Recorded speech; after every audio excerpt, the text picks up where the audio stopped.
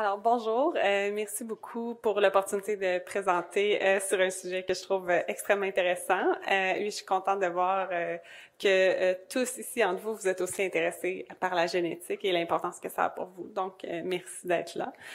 Je vais commencer par mon conflit d'intérêts. J'ai été consultante pour AstraZeneca en mai 2019. Je dois aussi déclarer que j'habite à Montréal depuis maintenant 7 ans, qui est le royaume du franglais et du bonjour hi. Donc, je vais essayer d'éviter les anglicismes, mais je ne vous promets rien. Alors, pour commencer, pour vous mettre un petit peu en contexte sur mon rôle, donc, l'étude québécoise sur le cancer du pancréas, c'est un projet de recherche que Dr Zogopoulos, qui est chirurgien hépato-pancréatobiliaire, a commencé en 2012. Et le but, c'est vraiment d'avoir un registre de tous les patients et les familles en oncologie et en chirurgie à notre hôpital. Puis, mon rôle, c'est d'être en clinique et de faire l'évaluation et l'enrôlement rapide des patients, soit à leur diagnostic même de cancer ou dans les semaines qui suivent. Par exemple, quand ils ont un traitement de chimiothérapie ou un rendez-vous de suivi. Le but du registre, c'est d'établir une banque de connaissances, donc d'avoir des informations médicales, familiales et épidémiologiques de qualité, mais aussi d'avoir des biospécimens qu'on va pouvoir utiliser pour d'autres recherches, puis d'utiliser ce projet comme un sorte de noyau autour duquel on peut peut-être greffer d'autres études ou d'autres projets pour lesquels ces patients-là pourraient être éligibles. Donc, je vais vous en parler un petit peu aussi au courant de la présentation. Pour commencer, j'imagine que le pancréas, c'est pas nécessairement votre organe préféré.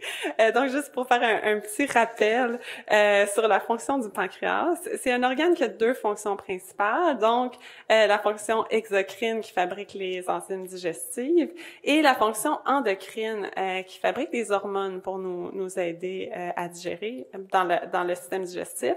Quand je parle de cancer du pancréas, chez la grande majorité des patients, donc 95%, c'est l'adénocarcinome du pancréas, qui est un dérèglement de la fonction exocrine. Puis, rien de ce que je vais dire s'applique aux tumeurs neuroendocrines, donc c'est vraiment un cas à part. Puis malheureusement, dans l'intérêt du temps, là, je pourrais pas en parler vraiment. Une des choses à vraiment garder en tête avec l'adénocarcinome du pancréas, c'est que si la tumeur se trouve dans la tête du pancréas, à cause de la proximité des autres organes, le diagnostic différentiel est vraiment important. Si vous voyez un patient qui a un cancer du pancréas, puis c'est juste basé sur de l'imagerie, ou même s'il y a eu une biopsie, des fois, il peut quand même avoir un doute sur le diagnostic. Des tumeurs peuvent commencer dans le pancréas, mais envahir le canal biliaire et le duodénum, ou à l'inverse, commencer dans le duodénum ou l'ampoule de Vater ou le canal biliaire et envahir le pancréas. Donc, c'est important de garder un esprit critique. Souvent, quand on reçoit un rapport de pathologie après une chirurgie, on dit « Oups, on pensait que c'était pancréas, mais c'est canal biliaire » ou inversement. Pour faire un résumé un peu sur le cancer du pancréas, on sait tous que c'est une maladie agressive, mais pourquoi? En fait, il y a trois aspects principaux, je pense, qui expliquent bien cela. La première chose, c'est que c'est une maladie difficile à diagnostiquer. Les symptômes sont peu spécifiques et apparaissent quand la maladie est avancée. Il n'y a pas de bons marqueurs pour la détection précoce. Puis, même quand la tumeur est petite dans le pancréas, probablement que des cellules s'échappent très tôt et rendent la maladie systémique. Du côté des traitements, on a peu d'options disponibles, avec soit des chirurgies ou la chimiothérapie. Et puis, quand on donne de la chimiothérapie, les tumeurs ne répondent pas bien au traitement. Donc, c'est difficile à traiter pour ça. Puis, on a ici une approche one size fits all. Ça n'a pas duré très longtemps, mais une approche unique dans le fond où tous les patients sont considérés de la même façon pour les traitements de chimio. Tout ça, ça fait que le taux de survie s'est amélioré de 1% cette année. Youpi! On est rendu à 9% pour la survie à 5 ans. Et puis, c'est ça, dans le fond, ça va être la deuxième cause de décès par cancer d'ici 2030, derrière le cancer du poumon. Puis c'est sûr que quand on a une maladie aussi difficile à traiter, ben en recherche, c'est aussi des défis parce que les patients, premièrement, c'est un diagnostic quand même rare, puis comme les patients sont en mauvaise santé ou décèdent rapidement, c'est difficile de les approcher à temps pour les impliquer dans la recherche puis les faire participer.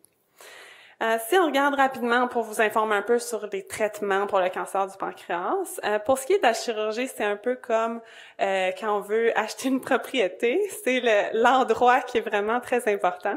Si la tumeur est placée dans la tête du pancréas, c'est une plus grosse opération, donc le chirurgien doit enlever en plus de la tête du pancréas une partie de l'estomac, du duodénum, le canal biliaire et la vésicule biliaire et tout reconnecter.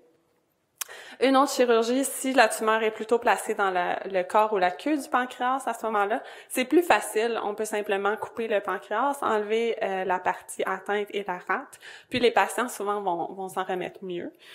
Et parfois, chez certains patients, soit parce qu'il y a des micrométastases pancréatiques ou parce que le reste du pancréas n'est pas en bonne santé, il faut enlever le pancréas au complet. C'est une opération qui est un peu plus difficile parce que les patients sont diabétiques après, puis ça peut compliquer leur guérison. Le gros problème des chirurgies, ils n'ont pas changé depuis des décennies. Puis en fait, le problème des chirurgies, c'est l'accessibilité. Donc, la grande majorité des patients au diagnostic ne sont pas opérables. On a essayé d'améliorer les choses en donnant des traitements chimio, en se disant si on peut réduire la tumeur, par exemple, qui est localement avancée, le patient pourrait être opéré. Mais comme vous voyez avec les chiffres à l'écran, les taux de réponse à la chimiothérapie sont vraiment pas très bons. Puis même les patients qui répondent vont souvent avoir une stabilité de la maladie, mais pas vraiment une régression qui peut aider les patients à être opérables. Si un patient peut être opéré, la survie à 5 ans est quand même meilleure, même si elle n'est pas exceptionnelle, de 25 à 35% environ. Puis la survie médiane peut aller jusqu'à 3 ans. Donc, ça donne vraiment une chance aux patients. Mais malheureusement, dans la majorité des cas, le cancer est trop avancé, donc stade 3 ou 4. Puis à ce moment-là, la survie à 5 ans est virtuellement nulle. On peut voir, j'ai mis un petit historique des traitements de chimiothérapie qui sont sortis, puis à quel point la survie a quand même augmenté. Puis maintenant, depuis à peu près 10 ans, là, les patients peuvent quand même avoir 1 an d'espérance de vie avec une certaine qualité de vie quand même. Comment est-ce que on peut utiliser, et puis ça c'est évidemment l'aspect qui m'intéresse, la génétique pour essayer d'améliorer les statistiques puis de donner une meilleure chance aux patients? Alors j'ai ici ma première question, mais en fait c'est aussi une question de est-ce que vous étiez endormi ce matin quand Nathalie présentait, parce qu'elle a donné la réponse. Alors chez quelle proportion des individus qui ont un cancer du pancréas sans sélection est-ce qu'on peut identifier une mutation dans le gène de prédisposition héréditaire? Donc, vous pouvez voter en ce moment? Non.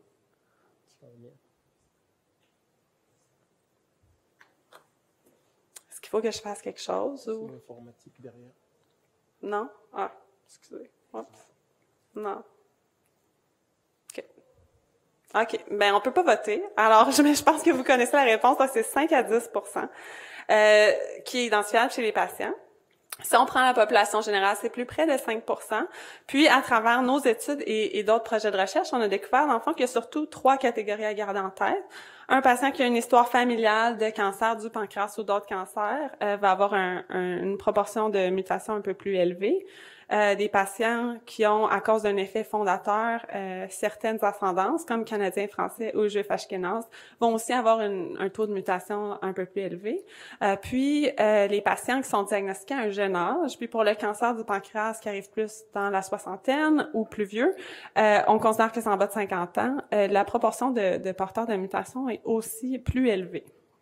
Puis, comme on avait parlé aussi, comme Nathalie avait dit ce matin, les gènes les plus fréquemment mutés, c'est vraiment d'abord le BRCA2, suivi du BRCA1. Puis, en fait, comment est-ce qu'on peut utiliser ces informations-là pour aider les patients? On a parlé déjà beaucoup d'oncologie de précision. C'est juste un schéma pour le résumer, dans le fond. Au lieu de traiter les patients tous de la même façon, si on peut les stratifier par des tests génétiques, mais aussi, par exemple, en séquençant leur tumeur, l'idée, c'est d'essayer d'identifier des cibles qu'on peut utiliser pour, à ce moment-là, leur donner des traitements spécifiques, puis améliorer leur survie. Puis un des excellents exemples, je pense dans le cancer du sein et de l'ovaire, mais aussi du pancréas, c'est vraiment justement les mutations des gènes BRCA1, BRCA2 et PALB2 qui sont dans le fond dans le déficit de recombinaison homologue. Si on regarde des résultats, le graphique de gauche, c'est une étude que notre groupe a publiée l'année passée. Dans le fond, les patients qui ont le cancer du pancréas et qui ont une mutation BRCA2 vont avoir vraiment une survie améliorée. Puis c'est surtout si on les traite avec de la chimiothérapie à base de platine, qui va vraiment causer des défauts dans l'ADN des cellules tumorales qu'elles ne peuvent pas réparer puis qui causent leur mort. Donc, si on regarde la ligne jaune, dans le fond, c'est tous des patients de stade avancé, donc stade 3 ou 4. La ligne jaune, c'est la survie des patients qui ont des mutations, qui ont eu des chimios à base de platine. Puis la ligne bleue, c'est des patients qui n'avaient pas de mutation identifiable. Puis ça confirmait aussi, il y a un graphique similaire dans le fond qui a été fait chez des patients atteints de cancer du pancréas avec mutation, qui ont été traités soit avec platine versus qui ont été traités avec de la chimio sans platine. Puis à ce moment-là aussi, on voit le groupe de Talia Golan a vu dans le fond une survie améliorée significativement pour les patients qui sont traités avec le platine. Évidemment, comme ça reste une minorité des patients, encore une fois, on est en train d'avancer les choses pour bouger plutôt vers le séquençage, pas juste de l'ADN germinal, donc dans toutes les cellules d'une personne, mais spécifiquement dans la tumeur, donc l'ADN somatique. Puis on a un nouveau projet de recherche qui fait partie du projet EPIC, qui est une initiative pan-canadienne pour séquencer des tumeurs de patients avancés avec cancer du pancréas et voir s'il y a des mutations actionable, donc des mutations qui nous permettraient de leur donner de la chimio personnalisée à ce moment-là sur les traitements génétiques, sur les changements génétiques spécifiques dans le propre cancer de la personne. Si on regarde les lignes directrices du NCCN, j'étais bien contente quand c'est sorti. Je pense que c'était ça fait déjà plusieurs mois. Mais en fait, maintenant, ils recommandent que tous les patients avec cancer du pancréas, peu importe l'âge, aient des tests génétiques à cause justement de l'impact que ça peut avoir sur leur propre traitement, mais aussi sur leur famille. Puis ça, c'est quelque chose, je pense, puis ça a été vraiment bien discuté sur le panel. L'accessibilité aux tests génétiques est un problème. Maintenant, les tests génétiques ne coûtent plus si cher que ça, mais je pense que c'est toutes les ressources puis toute la structure qui sont la difficulté. Puis nous, c'est sûr que l'avantage d'avoir une conseillère en génétique en clinique, on a une équipe vraiment multidisciplinaire, puis c'est plus facile d'intégrer justement l'offre de tests génétiques en recherche puis de le donner aux patients. Puis depuis les 4 ans que je suis là, il y a vraiment un intérêt grandissant des patients. Ils sont vraiment contents qu'on soit là puis qu'on fasse des efforts pour les aider plus. Puis souvent aussi, c'est des patients un peu plus âgés qui viennent avec leurs enfants. Puis les enfants sont inquiets de leur propre risque. Donc, les familles sont vraiment très, très, très positives de toute cette prise en charge puis cet aspect où on essaie d'améliorer leurs soins. Ça, c'est une table qui m'a pris pas mal de temps à compiler. C'est difficile dans la littérature de trouver des bonnes données sur les risques de cancer du pancréas associés à certaines prédispositions génétiques ou certaines conditions. Donc, pour faire je vais pas regarder les chiffres en détail, mais je les mise pour que vous ayez une référence. En gros, il y a 3 grosses catégories de risques de prédisposition au cancer du pancréas. La première, c'est d'avoir des apparentés atteints. Le risque est un petit peu plus élevé pour un apparenté, mais il grossit surtout pour 2 et vraiment pour 3 ou plus apparentés de premier degré qui ont eu la maladie. Il y a plusieurs syndromes de prédisposition héréditaire dont on a parlé pas mal aujourd'hui, là, incluant évidemment les gènes BRCA1, BRCA2. Je veux juste mentionner dans le fond les 2 syndromes génétiques qui ont un risque plus élevé pour le cancer du pancréas. On en parle un peu moins souvent, mais c'est le syndrome de Peutz-Jeghers ou le gène STK11, puis le syndrome familial de Nevus atypique, qui est aussi associé avec un risque de mélanome et cancer du pancréas. Puis c'est des risques quand même assez importants. Donc, même des patients sans histoire familiale, là, on pourrait être un peu inquiet de leur risque de le développer. Puis la dernière catégorie, c'est des personnes qui ont, dans le fond, un syndrome d'inflammation chronique du pancréas. Donc, le meilleur exemple, c'est des mutations dans le gène PRSS1 qui font que la trypsine est suractivée, puis le pancréas est souvent inflammé. Puis le risque est assez élevé aussi, là, comparable aux autres catégories avec ça. Maintenant qu'on sait que les gens sont à risque, Qu'est-ce qu'on fait avec cette information-là? Puis donc, ça m'amène à la deuxième question, mais je pense pas que ça va fonctionner non plus. Mais quand même, juste pour vous laisser y réfléchir quelques secondes, puis voir ce que vous en pensez. Dans le fond, quel est le suivi clinique recommandé pour une personne en bonne santé qui aurait un risque élevé de cancer du pancréas, soit à cause du facteur familial ou un syndrome de prédisposition? Soit aucun, soit une échographie abdominale aux 2 ans, soit un IRM abdominal annuel, ou soit IRM abdominal et échographie endoscopique annuelle. Donc ça, c'est les options. Je pense que c'est bien connu des présentations que j'ai faites dans le passé qu'il n'y a pas de bonne surveillance pour le cancer du pancréas. Puis c'est effectivement un des gros problèmes, ou pourquoi on a de la difficulté à le diagnostiquer. D'abord, je veux préciser que pour la population générale, c'est complètement hors de question de faire la surveillance. Mais même pour les individus à risque élevé dont on vient de parler, donc un risque jusqu'à 40% à vie, il n'y a pas de surveillance qui est prouvée comme ayant des bénéfices en ce moment. Puis, les 2 grosses questions, c'est d'abord qui devrait bénéficier de la surveillance, mais aussi par quel protocole est-ce qu'on devrait les suivre. Puis, il y a quelques publications récemment, mais il reste qu'il y a quand même peu de données et peu de patients peu de personnes à risque qui ont été évaluées dans la littérature. Le consensus en général pour les experts dans le domaine, c'est que s'il y a une surveillance, on devrait la faire en recherche. Puis c'est pour ça que notre projet de recherche a parti justement d'une petite étude FILLE, qui est un programme de surveillance vraiment en recherche pour les individus à risque élevé. Le protocole qu'on fait, c'est des examens d'imagerie, donc IRM abdominal et échographie endoscopique, qu'on fait annuellement, mais qu'on alterne aux 6 mois pour avoir un meilleur suivi. Aux 6 mois, on regarde le CA-19-9, qui est pas un très bon marqueur, mais qui est le seul qu'on connaît actuellement pour le cancer du pancréas. On fait aussi un suivi clinique où on regarde si le patient a eu des pancréatites, par exemple, ou d'autres signes et symptômes moins spécifiques. On discute aussi à l'enrôlement si un patient est intéressé à arrêter de fumer, en expliquant que c'est un des facteurs de risque les mieux connus, et donc que s'il veut être proactif avec sa santé, ça pourrait être une bonne mesure à prendre, puis au besoin là, dans les visites subséquentes.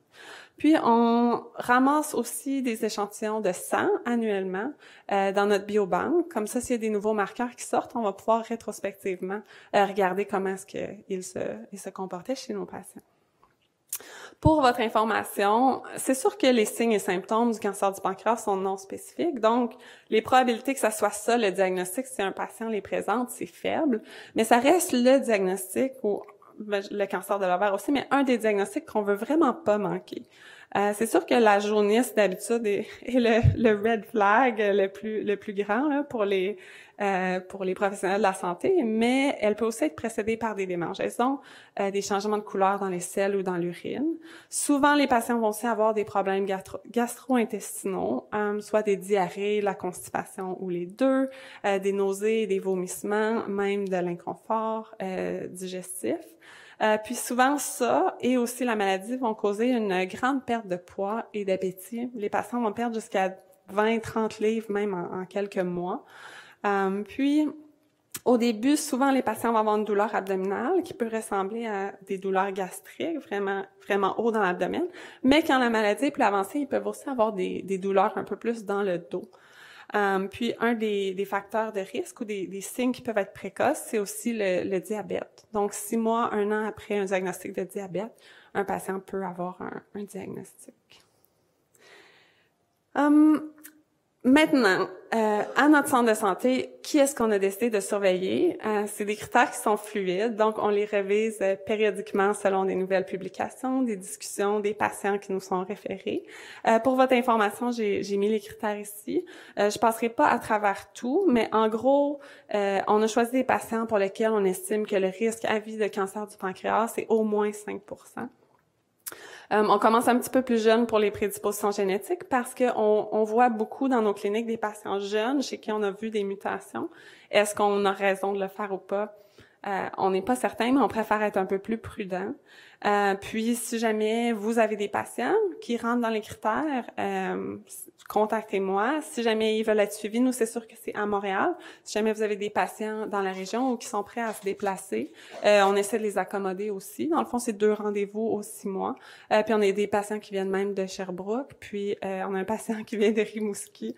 On s'arrange pour mettre les 2 rendez-vous là, collés, puis on fait tout à la même visite.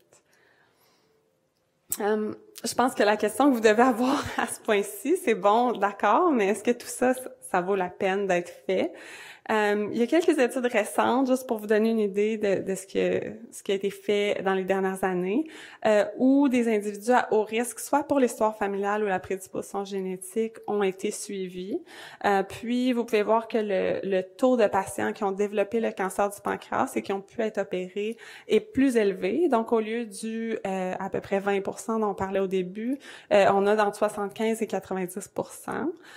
Par contre, comme c'est une maladie agressive, l'opération toute seule, c'est pas une garantie de guérison. Puis, quand on regarde les chiffres de survie 5 ans, puis survie 3 ans, c'est sûr que c'est encourageant, mais effectivement, j'aimerais avoir les preuves que la surveillance fait pas juste ralentir la maladie, qu'on opère un patient, mais que ça revient, mais vraiment qu'il y a une possibilité de guérison.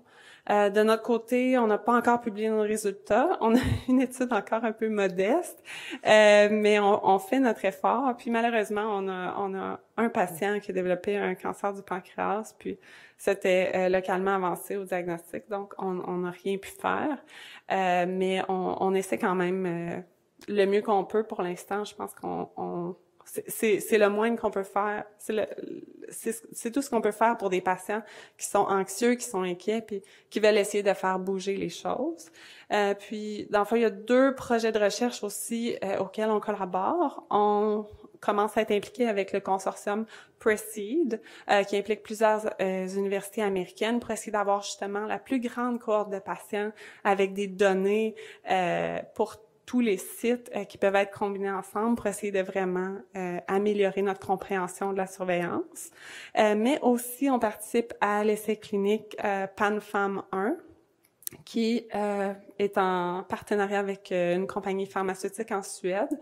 Puis eux ont trouvé un test sur une micropuce avec des anticorps. Puis ils disent que leur test peut vraiment détecter tôt des patients avec cancer du pancréas comparativement des patients avec pancréatite ou des patients en bonne santé.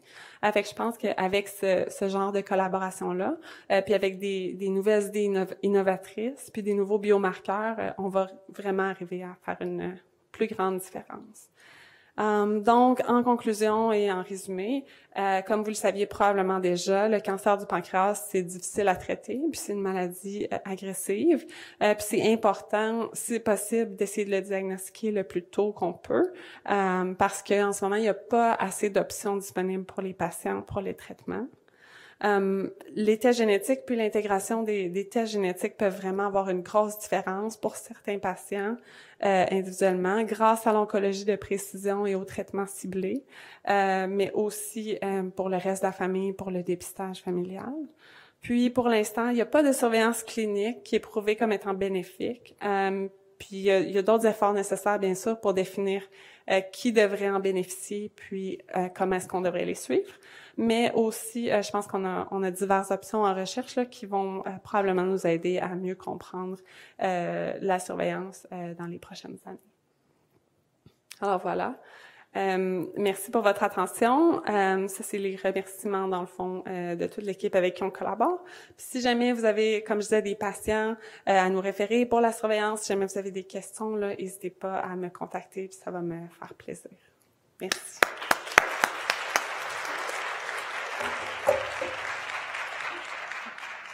Merci beaucoup.